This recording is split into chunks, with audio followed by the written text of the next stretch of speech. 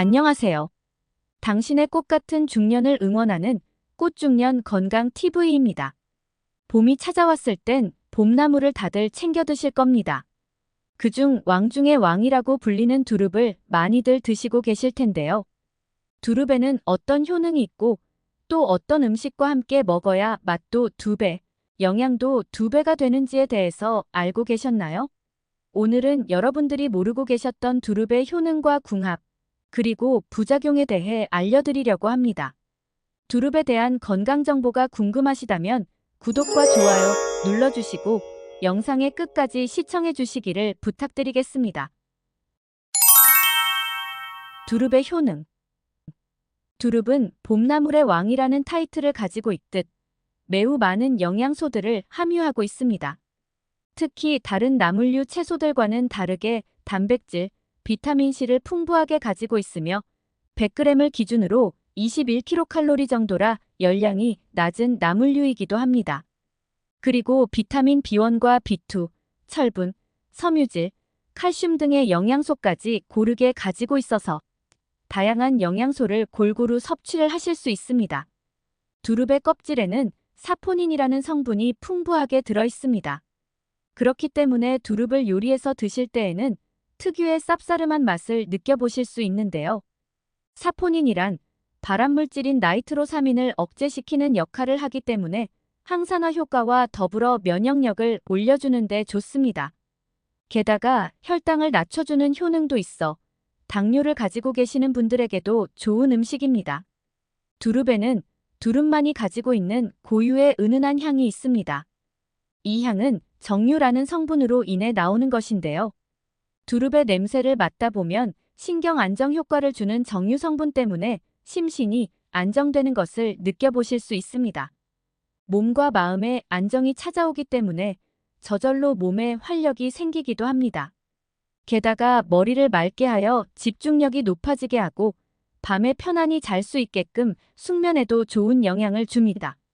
그리고 다이어트에도 많은 도움을 주는데요.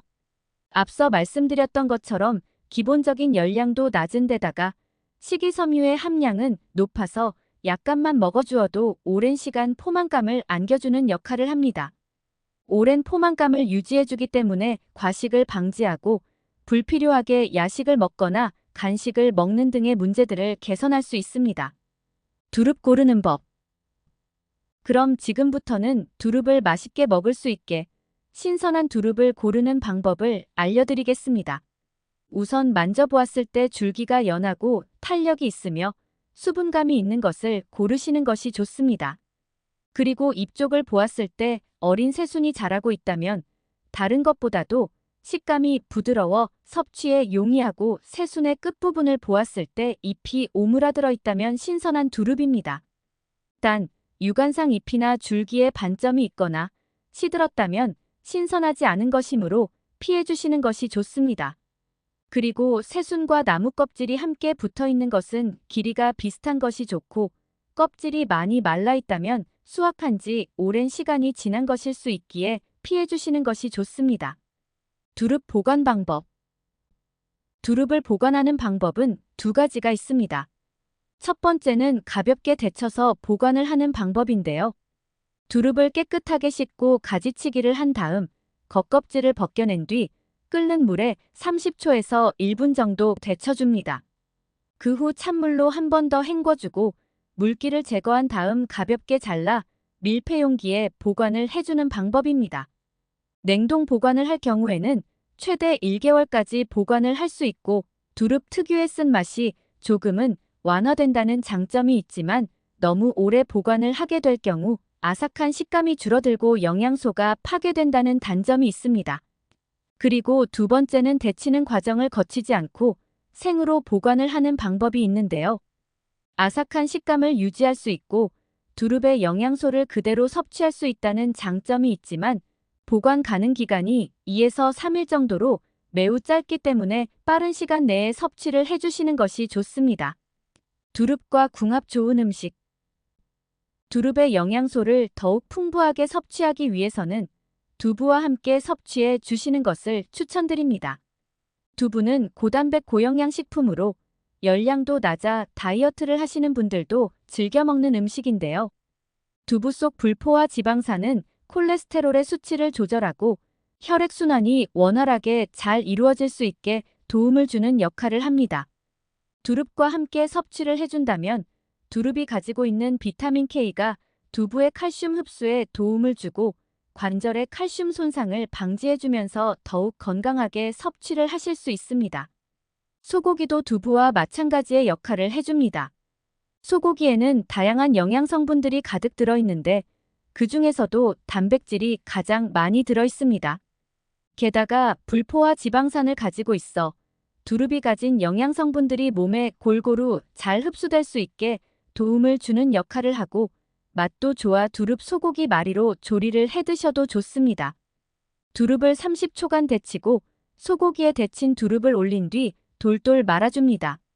그리고 양념장을 만들어 구워주면 맛있고 영양 가득한 두릅 소고기 마리가 완성됩니다. 또한 두릅은 두릅 숙회를 해서 드시는 방법도 있습니다. 여기에 초고추장을 곁들여 드시면 아주 맛있는데 초고추장에는 나트륨과 당이 많이 함유되어 있어서 초고추장 대신 된장과 함께 드시면 더욱 맛있고 건강하게 드실 수 있습니다. 대표적인 것이 바로 두릅된장 무침인데요. 두릅을 손질하여 뜨거운 물에 데친 뒤 준비해둔 양념장과 된장을 조물조물 묻혀주시면 맛있는 두릅된장 무침이 완성됩니다. 식감은 식감대로, 건강은 건강대로 챙길 수 있어 여러모로 좋습니다. 두릅과 궁합 안 좋은 음식. 첫 번째는 퓨린입니다. 퓨린은 두릅에 가득 들어있는 성분으로서 몸속의 요산 수치를 상승시켜 과도할 경우에는 통풍을 일으킬 수 있습니다. 퓨린은 단백질의 일종이기에 대부분 동물성 식품에 많이 들어있으나 아스파라거스나 두릅과 같은 채소에도 들어있습니다. 단백질이 굉장히 많이 들어있거나 똑같이 퓨린을 많이 함유하고 있는 음식과 함께 섭취를 하게 되면 통풍을 유발할 수 있기에 섭취를 하지 않는 것이 가장 좋은데요.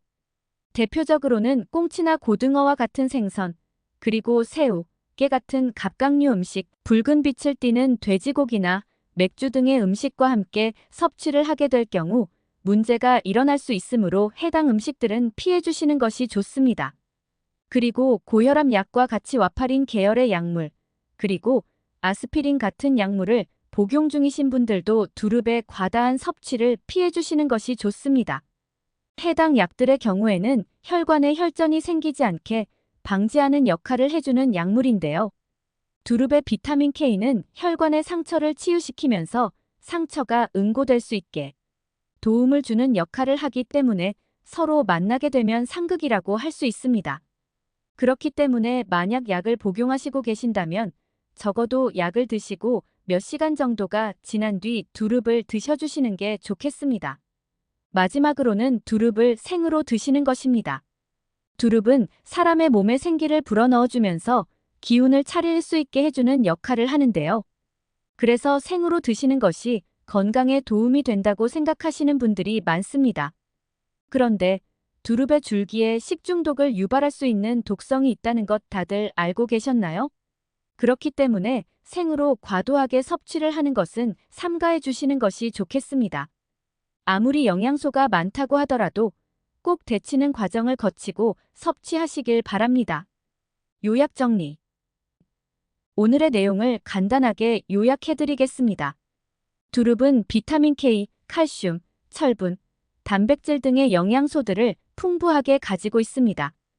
게다가 100g을 기준으로 칼로리는 21kcal 정도이기 때문에 다이어트에도 좋은 효능을 가지고 있습니다.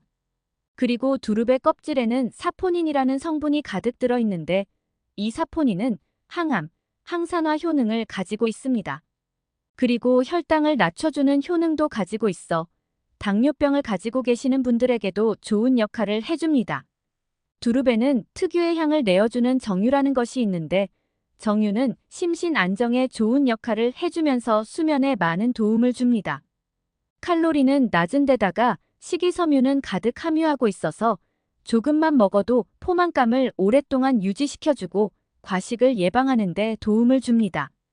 두릅을 고르실 때에는 수분감이 있고 줄기가 마르지 않고 촉촉하며 잎이 확 펼쳐져 있지 않고 오므라들어 있는 것이 신선한 두릅이니 이러한 것을 가장 우선순위로 골라주시고 군데군데 얼룩이 있거나 줄기가 지나치게 말라 있는 경우라면 오래된 두릅이니 선택하지 않는 것이 좋습니다.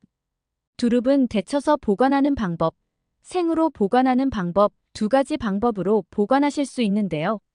데쳐서 보관을 하시는 경우에는 특유의 아삭한 식감이 줄어들고 영양소가 약간 파괴된다는 단점이 있지만 냉동 보관 시 최대 1개월까지 보관이 가능하다는 점이 장점입니다. 생으로 보관을 하는 경우에는 식감도 영양소도 온전히 섭취를 할 수 있는 대신 보관 방법이 매우 짧기 때문에 2에서 3일 내에 섭취를 해주셔야 합니다. 두릅과 궁합이 잘 맞는 음식은 두부, 소고기, 된장입니다. 소고기 같은 경우에는 소고기에 두릅을 말아서 구워 드시면 맛있게 드실 수 있고 초고추장 대신 된장을 택해 주시면 더욱 맛있게 드실 수 있습니다. 그리고 두릅은 퓨린이라는 성분을 가지고 있는데 똑같이 퓨린이 들어있거나 혹은 단백질이 과도한 음식과 함께 섭취를 해준다면 상극 반응을 일으켜 통풍이 일어날 가능성이 높아지게 됩니다. 꽁치, 고등어, 새우, 깨, 붉은 돼지고기 등의 음식과 함께 섭취를 해주시는 것을 피해 주셔야 하며 와파린 계열, 아스피린 계통의 약물과도 상극 반응을 일으키기 때문에 약 복용 몇 시간 전에는 두릅 섭취를 피해 주시는 것이 좋습니다. 두릅의 줄기 부분에는 독성이 있어 생으로 드시게 되면 식중독 및 복통, 설사를 일으킬 위험이 높아지니 귀찮으시더라도 생으로 섭취하지 마시고 꼭 한번 데치는 과정을 거쳐 드셔주시기를 바라겠습니다.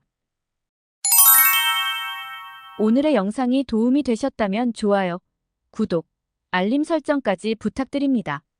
그리고 소중한 사람들에게 오늘의 영상을 공유해 주시길 바랍니다. 다음에는 더 좋고 유익한 건강 정보로 찾아뵙도록 하겠습니다. 당신의 꽃 같은 중년을 응원하는 꽃중년 건강 TV였습니다.